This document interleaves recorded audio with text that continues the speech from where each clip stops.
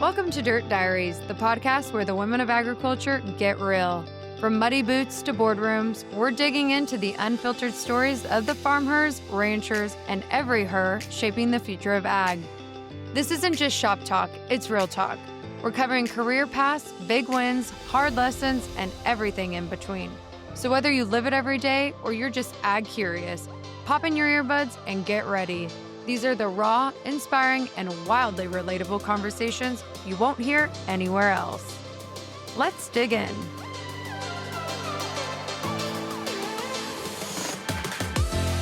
Welcome back to Dirt Diaries. This week, we're catching up with a familiar face and one of agriculture's biggest champions for women in leadership. She needs no introduction, but here we have it. It's Lana. She is the Portfolio Director for Women in Agribusiness. With more than 20 years of experience spanning consulting, communications, international trade, and event leadership, Lana has built a career connecting people across the agriculture value chain. Today, she's leading one of the industry's most influential gatherings, the Women in Agribusiness Summit. And as it celebrates its 15th anniversary in New Orleans this year, she's going to share how a city girl with summers spent on her family's farm found her calling in agriculture and why she's so passionate about creating opportunities for women. We also talk about the future of agriculture and why investing in relationships may be one of the most valuable career moves you can make. So let's do it. Let's get dirty with Lana. Well, everyone, welcome to another week, another episode of Dirt Diaries. We have a great guest on. She's been on before. Just introduce yourself. I know our audience has listened and watched last season, I should say. But Lana, just go in and tell everybody a little bit about yourself again. Hi, Kirby. So happy to be here again. Hi, everyone. I'm Lana. I'm the Portfolio Director for Women in Agribusiness. I've been in agriculture more than 20 years. Oh my God, I'm afraid to count all the years. And I think I have quite a diverse portfolio, being across the whole value chain and being somewhere between like consulting, communications, and event management, but only in agriculture, nowhere else. That's as I call agriculturally blonde. And you, by the way, too, like legally blonde and agriculturally blonde. Yes, yeah. Uh-huh. Yeah, so I'm really currently so excited and honored to be in charge for this amazing, legendary event, Women in Agribusiness. And we're so happy that this year we will have our anniversary, 15th event in amazing, magic New Orleans. It's going to be great. And I got to attend last year for the first time. And the group of women that attends this event and the diversity across the board is so impressive. And you just sit there and you're in awe of each room, each breakout session, not only from the people on the stage, but the people that are surrounding you, like at the tables. I just couldn't believe. I was like, wow, we're in good hands here, especially not only in agriculture, but in our world, because there's so many powerful women with such a great perspective. Yes, and you know what is like really impressive for this event, that the mix, like we have 52% of like executive level women in the room, but we have newcomers, we have students, we have so many different roles, so many different companies across the value chain, all this like diversity, and it's like everyone across the value chain is represented. And in this room everyone is equal. Are you a CEO or you're a student, you've seen that vibe, you've seen that energy. Everyone is so connected, so in supporting each other. And I think what makes this event very different from many business events, they are sometimes a little bit too official, cold, you feel awkward. It's all that warmth, all that energy that women, and whenever I got interviewed for that job, I've checked the pictures online, a lot of pictures of the previous event, and what just struck me, that everyone was smiling on all the pictures from speakers, delegates. I'm like, wow, it's a business event. It's kind of serious. It's a lot of content, but people are smiling all the time on the pictures. And when I came and seeing it with my eyes, I understood that the atmosphere, that the energy, and this is something very unique about women in agribusiness. And we want to highlight it and keep it as it is, because we believe it's something special that everyone needs, especially women. Yeah, definitely. And I think a cool thing that you touched on already is the women and the diversity of the women that are in that group, from the executives also to the students. There's, producers that are in there as well. Everyone does learn something from each other. Like the Yeah. execs are not like scoffing at the students. Yeah. They're like, this is so cool you're in this room. And like it's just been amazing to watch. And last year I watched it and then talked to some of the women after and how they said, I love getting to know why like young individuals or the students are there. And, they're like, they have such a different mindset than I had, 20 years ago or whatever it Yeah. was. And it was just so neat to see that. I'm like, oh, nobody was too big for their britches. They really all Yes. just like pulled up their big girl pants, but really enjoyed the camaraderie. And again, just being surrounded by all those amazing women regardless of their path or their background and what they had to offer. It was just really, really cool. But that just brings me to this year. It's in New Orleans, like you said. Looking forward to it. There's so many great speakers, great lineup. People travel from all over to be here. Yes, and once again, we have, that we combine like a market insights, market content, and professional development, leadership development. We do believe that agriculture needs both, because you could be like, have an amazing knowledge, amazing expertise, but if you don't know how to manage people properly, if you don't align with all the trends, you will be like left behind. So we kind of want to encapsulate in our agenda both like trends in what's going on the market, AI, regulation, trade, commodities, crops and weather, all that stuff, like which impacts agriculture. And we want for all these females, are they like entry level, or they already like president or director level, we want to give them some tools how to become a better manager, how to become a better leader, what skills you need to develop to be successful like in 5 years, because we believe women are very ambitious and women in agriculture are extremely ambitious, but in good sense. So we want to equip them with that tools, and it works. That recipe of this event success with a mix of this, because we're a lot of like just professional development events or only market events, but we are the cocktail of both. We like, I think the proportion is like what we're trying to keep as it is, and it's super helpful. And you mentioned about the different segments. I do believe that agriculture could develop only when everyone across the value chain communicates properly. For example, you come on our event, you're a producer and you have a challenge. And when you meet with some agri-tech company and they give you the solution, and you talk to a bank representative or investment company and they help to scale it. So you could just make all that in one event, in one place, because many different people, and it's all value chain, it's all like a big puzzle when we're trying to put together on site on the event. Yeah, and again, there's a lot of women that are walking the streets, whether it's in DC or, they're walking their fields. And Yeah. I think, working together and only elevating our industry in so many different sectors, that's the only reason, and the only way I should say we're going to keep moving forward and moving up. I mean, we have to do this, right? Yes. I think it's your story again is always so interesting. Can you just tell our viewers and listeners, if they didn't get to tune into the last episode, but you guys can always go back and watch, but just like how you got into this, like what led you to your career path today? Well, as I mentioned, I was a city girl, spending summers in a village, so it's an interesting mix. I think it's really create my diverse personality, because it was very humbling to be like your hands dirty. And I told you, I've been exploited as a kid, because my aunt and grandmother, they believed you should work hard to get something in this life, and it was like the best lesson in life. And I've got a lot of respect to people who are in agriculture. I've seen that days starting at 4 or 5 p.m. or a.m. And I've seen like all this, exhausting hours in the fields. And, it's a super stressful, responsible, but very important job. And like growing up, I had this international economics education, and where I lived, I have a couple options. It's space industry, metallurgical industry, or agriculture, just because of the region where I was. And I was dating a guy, and his mom was an agricultural company. And when I was on the interview to the metallurgical company, to the space, she was like, no, Lana, people eat and they will eat. So look in agriculture. And then I went to interview to this consulting company where I spent 15 years later on and became co-owner later on.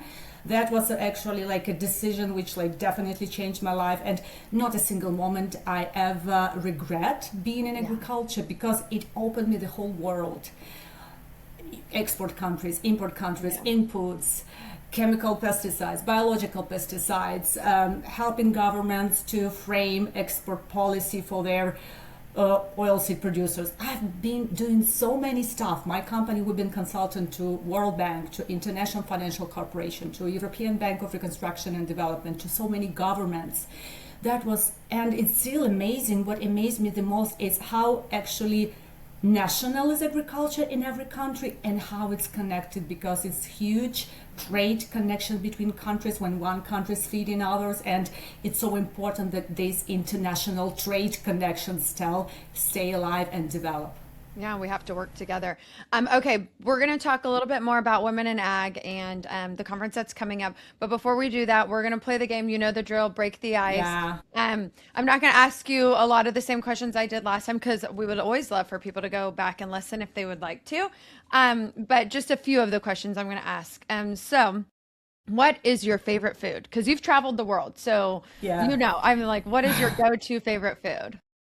You know, I'm very funny about me. I'm not very much experimenting with the food when I Okay. travel. And some destination when I travel, like, I don't want to try. I'm so scared to try, especially have like 3 days trip. You don't want to try, you know, because who Yeah. knows? So I'm trying to be very careful, but I'm a big lover of vegetables. I know I don't consume enough protein. This is my problem now. Like every day I wake up, okay. I've seen this meme on Instagram, like when women in like middle age, we have 2 questions in the morning: how to earn more money and how to get more protein. Like that's actually like, That's okay. actually hilarious. Yes, like you know, like two Yeah. big pressures in our days for like, especially my like 40 age, you know, so like 40s age. So I think this is something I'm very easy, but still I'm very picky. I like fresh vegetables. I like cheeses, all kind of cheeses, but my like now I'm like so much in burrata from Trader Joe's. Oh my God, I have to promote them, but they, oh my gosh, this fresh tomatoes, burrata, a little bit of oil, olive oil, salt, So and good. I could just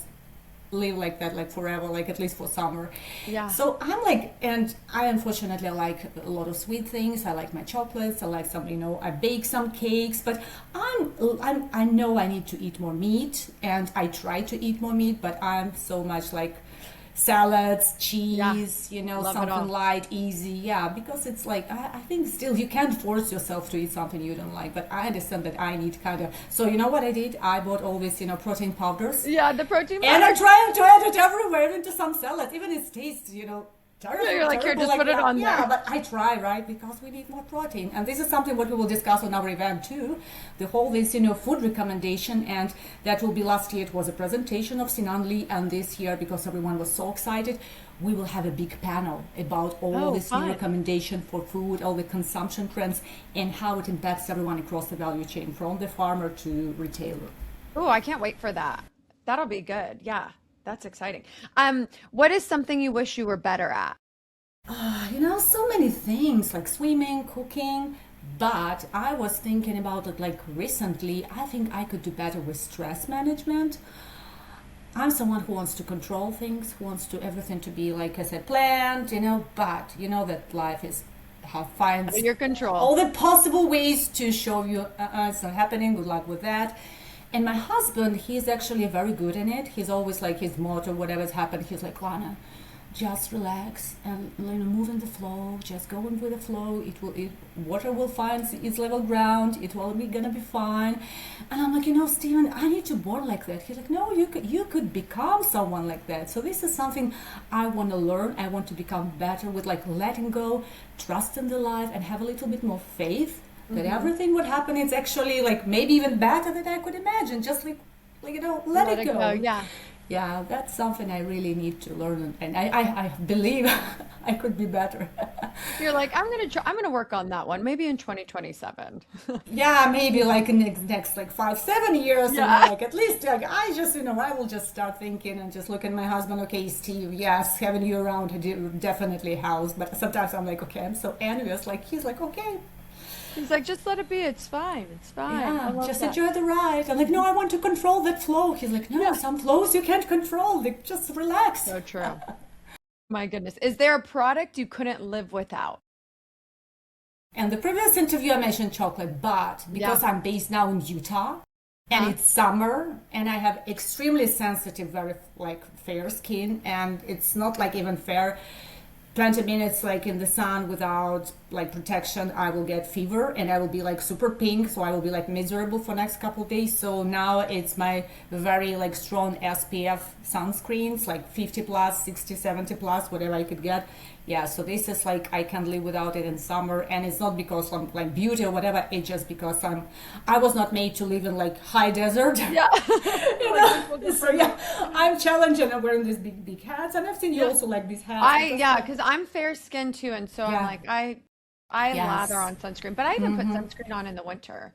Like I'm a But in depending on where Utah, I'm at, its elevation is so in Utah. Well, you especially have where to- you're at, the elevation is high, Yeah, the right? elevation is brutal, you know. So yeah, I'm just trying to be very mindful. But yeah, it's for summer. It's must have. It's in my purse all the time. So I Smart. just reapply it every 2 hours because it's what we should do. Yep, that's so smart. What's one place you wish you could share with everyone? I have two places. One is Barcelona. It's my favorite city in the whole world. I don't know. I think it's a kind of combination of the architecture and the nature and the location. It's kind of like it's surrounded by sea and it has mountains just behind it. It's a beautiful place. It has its vibe. I love it. I remember once I was in the traffic jam stuck and I was sitting like in taxi and the taxi driver, oh, I'm sorry, we just wait and you have to wait. I'm like, you don't get it. Even sitting here in the taxi, looking around, smelling Barcelona, I feel so happy. I'm like, relax, I'm fine. But there is one place, and it's like made by people because it's like amazing architects like Gaudi and all these great minds created that city. But there is one place, number one, and it's based here in Utah, and it's Zion National Park. Have you ever been there? I haven't, and everyone says have to go. Yes. I've been to more than 50 countries, Kirby. I've seen a lot of things, but Zion, it's something unbelievable. That is, I can't even explain the awe, the shock. We came in the good, very like golden hour, this golden hour, like 30 minutes before the sunset, 1 hour before the sunset. And the magic of that golden light and that red cliffs, I don't know what it was. I was absolutely overwhelmed. I was crying. I was just standing there like how something like that could even exist. That for me is like number one of the most magic nature made wonders in the whole world. So everyone who's listening, guys, I insist that this is something you must see in this life. This is like a miracle. How far is it out of Salt Lake City? I think like 6-7 hours drive. It's quite Is far, it? Okay. but I think it's worth it. And and on the way, I think you could see some other national parks. Like Bryce is cool too. Bryce is maybe a little bit like too high for me because I don't feel good on that elevation. But Zion, this elevation is comfortable and it's beautiful and it's very close to St. George, so you can stay there. It's a beautiful city. Yes. So yeah, it's an amazing place. We were filming a FarmHer and RanchHer to kick off the season this year in Utah, and we had a day of travel and we just were like, you know what, while we're driving we should stop, and we were going through like Spanish Fork area and we did a hike up to these hot springs. Yes, I know, would we show did a you. hike Yeah. up to these hot springs. Yeah. It was stunning. It was so pretty. Utah There is is so many beautiful. great things like that in Utah where you can hike and it's nice. Yes, very really outdoorsy pretty. and very beautiful. Yeah, it's Okay, Utah I've gotta put that on sunsets the and list. mountains. It's like wow. But Zion, just believe me, it's Okay, I'm gonna out put of that on this my world. list. Yeah. I love that. Okay. If you could watch one movie and read one book for the rest of your life, what would they be? I kind of have like phases when I'm into something. So now I'm very much into the morning show, this TV drama on Apple. And it's more than just like or because of course the cast is fantastic, like Reese and Jennifer, like all the dynamics of two strong women, like different personalities types. But I think that is very much about the moral choices you have to do in your profession, especially being a journalist. But it has a lot of dynamics, and I can relay like in my activity with events, with like media, because we have like newsletters. You kind of feel that pressure when you have like some investigation, so all that dynamics, all that real life situation, all that they covered COVID and some wars, and they really try to be very much like to portray what's going on. And it's they really showed a lot of strong women, which is amazing. It women leadership, because like the broadcast was like led by women, and not easy, very complex love stories, because I don't love when they simplify love stories, especially when it's like adult people. Yeah. No, it's not like, you know, something like rosy and sweet. No, when two like adult people start to build relationship with a lot of background, it's a lot of like bumps on this road. It's a lot of like difficulties, but this is beautiful to watch, and I think they did great job on this TV show. So I think they're filming the final season, and I'm rewatching now. Like, so I think I've seen it like 3 times already. All of it. I'm like, okay, I need to see it once again before the new season will come. But I love it. I think it's a masterpiece. It's fantastic, and it's very much like, you know, resonates with my views, with my like profession even. So I like it very much. Talking about the book, there was like first like 10 years from 15 to 25, I was reading nonstop. Like I even have a nickname from my relatives, like reading girl. I was reading all the time. So I kind of like a group of writers, so-called Lost Generation. It's Scott Fitzgerald, Ernest Hemingway, and Erich Maria Remarque, who was not like completely there, but he was German writer who also was broken internally by the First World War, like Hemingway, like, you know, like that group of writers.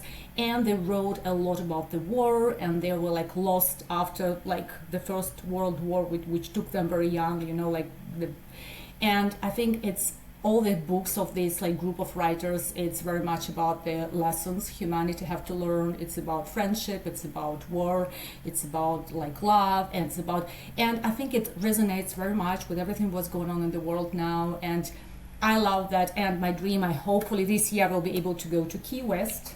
Oh, cool. And to go to Hemingway house, because I told my husband, okay, that should be gift for whatever holiday we should go, because I'm such a big fan of Mr. Hemingway. I'm like, I think he was extremely talented human being. And yeah, you know that if someone who's dead or alive you could have a dinner with, for me it will be Hemingway. Like, really? Okay. Oh, I love that. That's a good question too. Yeah. He's my hero. Even that he's quite a contradictory figure, his talent and his life story, I think it's something extraordinary, and I definitely would like to ask him several questions about his life and books. I love that. Well, off of that, if you could redo a moment of your life, what would it be and why? That's an interesting one. Yeah. Maybe it sounds a little bit, but I don't regret things. Yeah. I always think you don't strike me as somebody that would. You live. No, like you just keep moving. And I think I like to analyze things, as I mentioned, and I try to do my decision based on the good analysis and my values. So it's like a combination of information, but still my values, because whenever I do something, I ask myself, will I respect myself after that? And if I will keep respecting myself, I'm doing it. So there is not much things I regret. So whatever I've done, I live with in peace with it. Only things which were not in my control, something I do regret. Something what happens like for some, like, were not like in my control. This is something I definitely want to be different, but it was not on me. You're like, it's out of my control. And but I think I did my best. Even sometimes it was quite difficult decisions, but still I think I did okay. I still respected myself. That's the most important. And that's exactly right there. That's a great lesson for everyone to hear. It's just, if you can hold your head high and walk away and have the respect for yourself, that's all that matters. Yeah. You know? Yeah. Because we're all living life for the first time. We're all trying. Yeah, and remember that song of Robbie Williams. No regrets. They don't work. Like they don't work. Like no point. Don't work. So like Is there a distinct moment of pride, you know, whether it's personally or professionally or both, that you look back on that you just really are like, I'm really proud of that? Like that brings me a lot of pride. I will be crying. My son has graduated University of Utah bachelor degree and 18 years old this May, like 10 days before he's 19 years old, and he got accepted to the best global agricultural university, Wageningen, and he goes to master's there. So I'm very proud of my children. I have 2 children, and I'm really proud of them and of my son. And it's not about me. I think that we really always should be more happy about other people, our friends, our family. Like our achievements are cool, but seeing someone like rising, seeing someone achieving, it always makes me like happy very much, even more happy than like my own achievements, you know, Yeah. like maybe because I'm very strict to myself. Maybe it's not like because like I'm like, okay, it's still not enough. I hear my mom's voice in my head like, yeah, it's not enough. You could do better. You could do better. But it's a little bit hard for me to be like super proud of myself. But for like my friends, my children, like my husband, like my relatives, I always feel so proud and so happy seeing their achievements. So Oh, I love that. That's sweet. Yeah. Okay, going back to Women in Ag Summit, just, we're gonna recap a little of this and talk about a little bit more. So, can you tell me like what drew you and what draws more people, I should say, to like the Women in Agribusiness, um, and I guess what gets you excited and what should get them excited about everything you guys have to offer?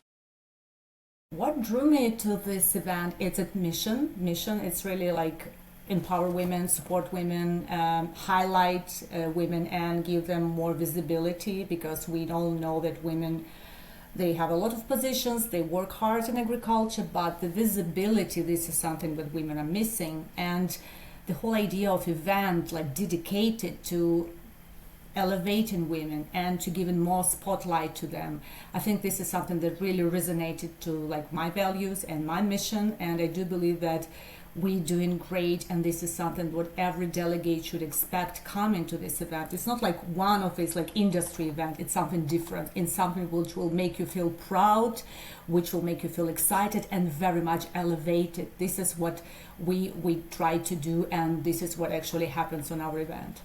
Yeah. And off of that, can we talk about the growth? Because you said you guys are celebrating, is it Yeah, 15 years this 15. year, right? Yeah, So yeah. talk about the growth, the amazing opportunities it offers, from young individuals to, like you said, execs, presidents, leaders of corporations, and just how it connects those individuals, which we already touched on, but just, I mean, the growth over the years, because 15 years is a long time to keep an event going. And with at this magnitude and with the success it's had. Yeah, I do believe that especially in the very competitive events business, and especially with the brutality of the COVID, because COVID Yeah. destroyed a lot of events, a lot of big conferences. That was like really like very bad moment for our industry. But I can tell that for women in agribusiness, an interesting fact that it started in New Orleans in Oh, it did. yes Wow. in 2012. No, 2012, yes. And it was like less than 200 people. It was a small one. It was like, it was actually, uh, they decided on this global ag investment event. They decided we should do something for women, and they organized the event. And it was mostly women coming from like investment, circles. Yeah. And then year by year, it developed to something big, something different, something one of a kind. And I think that we really want to thank this amazing advisory board. There was a group of women, and we have this honorary advisory board, all of their faces, and we're so thankful on our website, and we're so thankful for their contribution. It's like amazing women helping to frame the agenda, to frame the mission, to frame the topics. And every year we added something new. It's a Demeter Award of Excellence, it's student scholarships, it's all this like community meetups, newsletters. So year by year it became more of an event, and it's a really big community, including different elements. For example, we have this group on LinkedIn, and this group has more than 8,000 members. So it's a huge community, and we have different elements, and it's really, I'm so proud to see how much it has grown and how big it is now. You mentioned a couple of things, and I want to expand on that a little bit more, just the opportunities it offers in addition to the summit. So the year-round Women in Ag membership and meetups, the Award of Excellence, student scholarships, Career Connector, the Today blog and newsletter. Yes. Yeah, talk about those a little bit more in Yeah. depth. Yeah, so of course it's like the main element of all our activities, one event we have every year in September for 3 days. It's a big one. It's not just a conference, it's a lot of tours, it's a lot of workshops. So it's morning yoga and like about 20 kind of different activities. So whenever you delegate, you don't like only sit inside the conference hall. You go on the tours, you go on the on-site of site receptions, you go on workshops, you have morning yoga, you have so many different ways to network, to get some, experience. And this year we add something new, of course, because location is fantastic. fantastic, some kind of like exciting tours with the vibe of New Orleans. So it's a conference. The next element is our membership. So people become our members, and every year they also able to meet on the regional meetups. And we are thinking to add some additional features to our members. So we will just the teaser. We will announce it on. We love a teaser on site. Yes, and it's newsletter. We have about 11,000 subscribers for our bi-weekly newsletter, and I think we do amazing job. Michelle, our amazing chief editor, she's curating a lot of news. She just extracting what is the most important, and also we create like exclusive content ourselves. We interview the best females in industry. We cover some cool industry news. So we try to do a lot of like exclusive content, which is important. It's our award, Demeter Award of Excellence. So the Demeter Award of Excellence, it's mostly lifelong exceptional contribution to agriculture. And this year we have a new award. We call it Women in Ag Leadership Award, because every year it's very hard for us to say no. We receive about 50 applications for the Demeter Award, and we have to select only 3 women.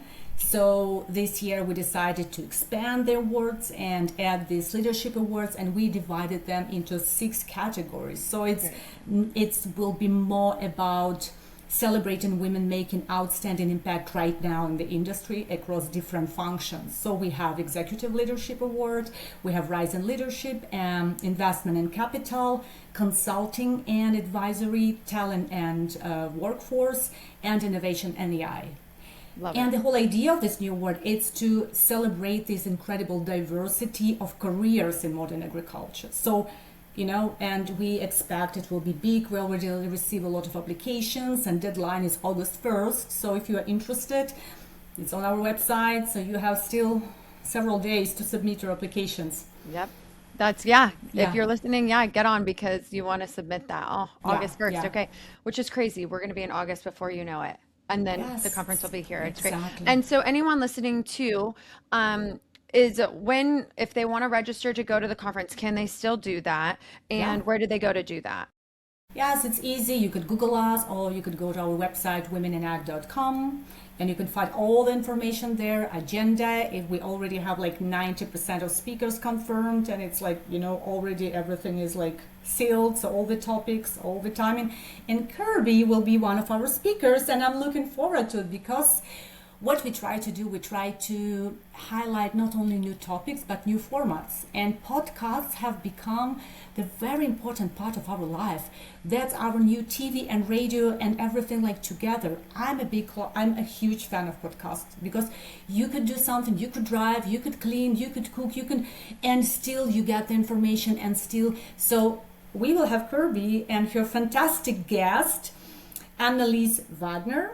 I love her Instagram, guys. She's so great. Cool. She's witty, great, charismatic. She's a farmer, and she's like has so many roles. So I'm looking forward for that part, because we will have Kirby's podcast on stage, and it will be kind of mix of formats. It will be like kind of like fireside chat and podcast. Fireside chat with some spice, little flair. Yes, and FarmHer flair, and I think that will be so cool. So I'm looking forward to that so much. So well, yes, I'm just grateful you guys even thought to even ask me, and I think it'll be so fun. For anybody that's listening and watching, and if they can't make it to the conference this year, but they still want to get involved with women in agribusiness, can they just go to the website and look at ways to plug in? Yeah, so they could just sign up for our newsletters and just, keep an eye what's going on. And we have these meetups. We don't have yet plans, but we plan to go to some locations till the end of this year, to some smaller like meetings on site, maybe Minneapolis and St. Louis. This is what we think about now. And you could become our member and go to these meetups, and you could become our subscriber and for free get all the information we provide and know what's going on. And but still think about it. Maybe you will be able to make it to New Orleans, because it will be a huge celebration. It will be unforgettable. And believe me, FOMO is real. So if you could make it, just make it, because seeing all this picture will make you jealous. Like, okay, I should go. That FOMO is real all the time. I'm like, real. I'm such a FOMO like tend to person. I always I should go, like looking on the pictures afterwards, so. Yeah, it's a try real to thing. Make it, guys. It's worth it. Yes, I couldn't recommend this event more than anything. I mean, it is just such a great thing. And so if people can attend, you definitely should look into it and you should try. I mean, somebody who's attended 5, 10 years ago and they're like, you know what? I mean, should I go? I've been there, done that. What would make you think WI like different nowadays? Do you think the reach, the expand of just all the topics, the diversity? What would you I tell think them? I think the event evolved a lot, and it's the scale, it's the range of topics, it's the level of people, because every year we see that like the level of executives, for example, is growing, increasing, and the list of the industries represented is also increasing. We have more and more and more diverse group of people. We have some new like industries like ag tech, agriculture technologies companies, like we have a lot of females like in the like leadership roles in these companies, and they are coming to our events every year. And I think that all the scale we have, for example, delegation from Brazil, and there's an interest, and then Brazil has more than 1 million females being leaders in charge for agricultural companies. So I think we became more ambitious, more international. We became definitely covering more topics and having more segments of agribusiness. And I do believe that we kept that energy, mission, and legacy, but we elevated, improved it, and we have some technologies. We will talk a lot about AI this year with a fantastic speaker coming to us from Singapore, Dominique Rose van Winter. She's fantastic. And we have very cool apps, so delegates could do everything via their application. So we definitely develop, grow, and we like to impress people every year. So if you're there last year, or you have a break and like maybe been there 5 years ago, I promise you will come and you will be impressed. And You know what? like, Now that wow. we're talking about this, I'm actually, when we get off of this, I'm going to send some of my friends that are producers in California and they work like, with their family farms and ranches stuff. I'm going to Yeah. send them the link. This would be a great Yeah. event for them. Yeah, and we will maybe create a code, Kirby, with some discount, because why not? Like, right? Yeah, I'm like, they Your need to be tribe at should this. get some perks. Yeah, so let me Yeah, it send would you be the code great. with the discount. Yeah. Well, we're almost out of time. I know we could keep rambling for hours and hours, but you're a busy lady.